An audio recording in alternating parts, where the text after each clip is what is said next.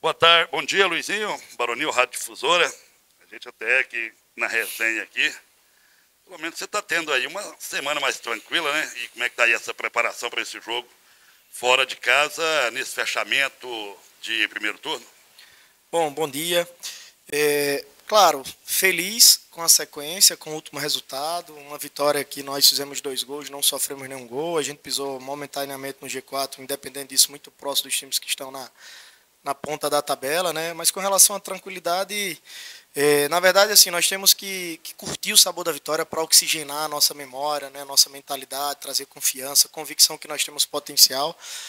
Mas aí o grande desafio nesses momentos é a busca da constância, né, para a gente se tornar consistente. E falo isso individualmente enquanto profissional, né, todos os atletas, todos os departamentos, porque a competição ela é insana, o nível de competitividade é muito alto, né, relaxou, piscou o olho, se distanciou. Então agora sim, o nosso grande objetivo nesse momento é buscar essa capacidade de estar muito focado, centrado, não baixar a guarda, porque as nossas vitórias vieram justamente por conta dessa mudança de comportamento, né? Quando o resultado não estava acontecendo, tinha sim uma baixa de competitividade, e agora os nossos números estão altíssimos e a busca agora é para manter isso, né? Os nossos últimos 5 jogos, não por coincidência, e sim por capacidade de duelar, de lutar, de correr, né? De se dedicar, de disputar, de competir. A gente está com uma sequência aí de 5 jogos de invencibilidade. Então a gente está trabalhando em cima disso para não deixar cair essa concentração.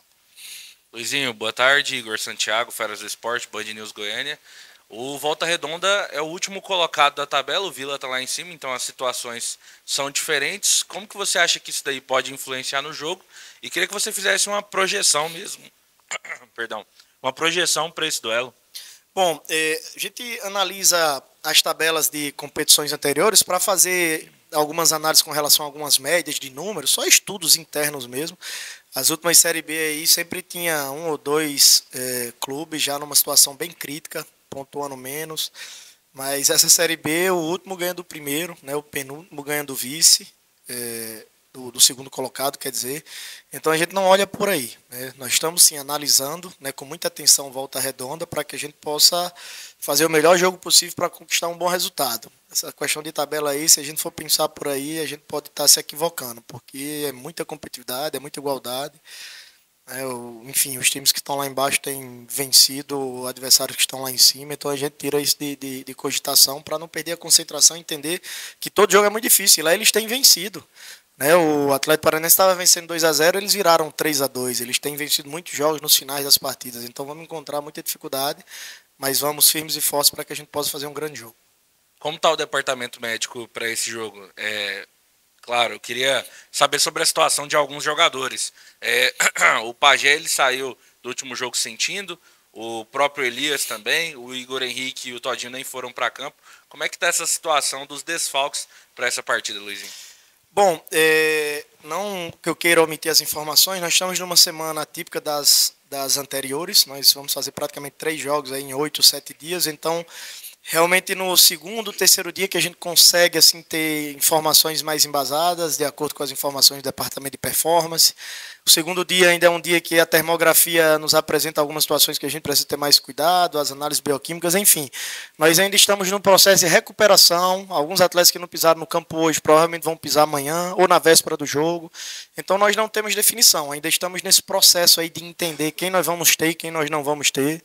Né, Todinho e Igor já estão retornando, né, provavelmente vão estar à disposição, então isso é muito bom. Atletas que sentiram algo nesse jogo ainda estão no processo também de recuperação, para quem sabe amanhã já está no campo, então estamos aguardando, ainda é cedo para a gente poder estar passando essas informações.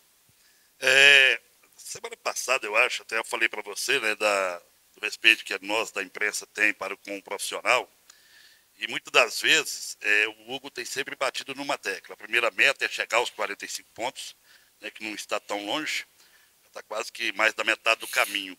E o torcedor ele questiona muito, Luizinho, porque a gente é o elo do treinador, da diretoria, até o torcedor, onde ele não chega. E o torcedor, às vezes, ele pergunta para a gente, Baronil, pergunta para o Igor também, né? O Vila quer subir, né? E você tem esse papel fundamental de estar sempre conversando com a diretoria. O projeto do Vila, Luizinho, seu também, eu sei que o seu é mais do que tudo, né? Ter um acesso na sua carreira é brilhante. Mas a diretoria ele te dá o respaldo e fala, não, nós queremos subir. Até para que o torcedor possa entender. Responder de maneira objetiva, quando você fala você quer subir, é óbvio que nós queremos subir. A resposta é simples e objetiva, nós queremos subir. Agora nós trabalhamos de maneira objetiva no dia a dia. Nós temos que focar jogo a jogo.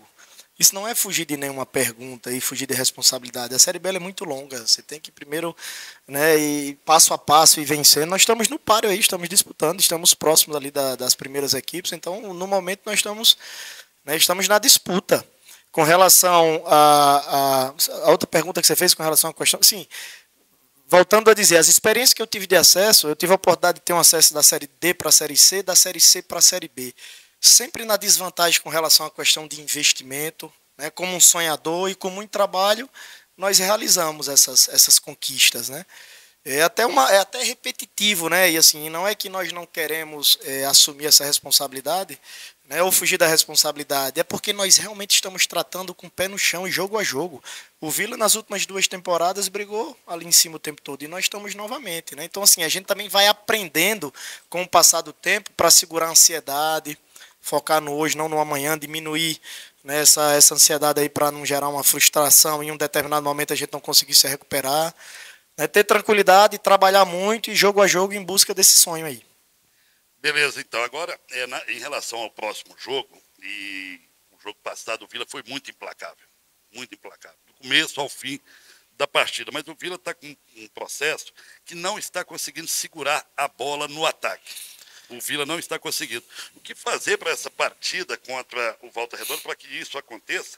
E um outro detalhe também, se o esquema 4-4-2 está sendo o esquema ideal que você entende que para a sequência da temporada.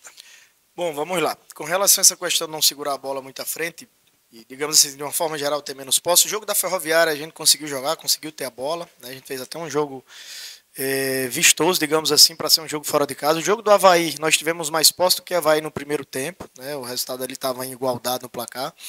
O jogo do CRB tem um pouquinho também da característica do adversário e também da forma que nós fizemos o gol e o momento que nós fizemos o gol. Como nós fizemos 2-0 já no início do segundo tempo, né? Naturalmente, o CRB, que é um time que tem muita posse, um time que tem muita retenção, aí que ele ia passar a ter mais, porque nós diminuímos a profundidade, o espaço às costas da nossa defesa, do nosso goleiro, compactamos o nosso bloco para que nós pudéssemos ter muito espaço para contra-atacar, né? Também foi muito da estratégia dos acontecimentos. Talvez se nós não tivéssemos feito os gols cedo, a gente ia trocar mais jogo, talvez nós poderíamos ter mais a bola, poderíamos ter estado mais no ataque.